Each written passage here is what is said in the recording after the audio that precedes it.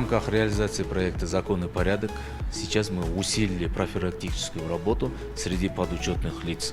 То есть это лица, освобожденные условно-досрочно, отбывающие наказание, не связанные с изоляцией от общества. И, конечно же, это лица, состоящие у нас на учете как семейные бытовые дебоширы. Нами проводится огромная работа. Более 200 лиц мы уже возвратили места лишения свободы на отбывание наказания, которым ему уже предусмотрено было судом. Кроме того, департаментом полиции еженедельно проводится встреча, то есть такая встреча с семейными дебоширами. У нас проводится поквартирный обход их. Мы их берем на жесткий профилактический учет. И наши участковые инспектора по месту жительства и инспектора по защите прав женщин от насилия уже точечно работают с ними. В 2008 году я совершил преступление, был осужден.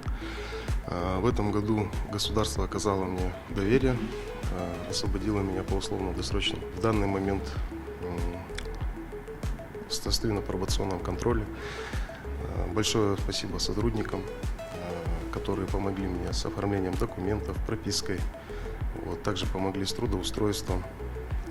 Постоянно находимся с ними в взаимодействии.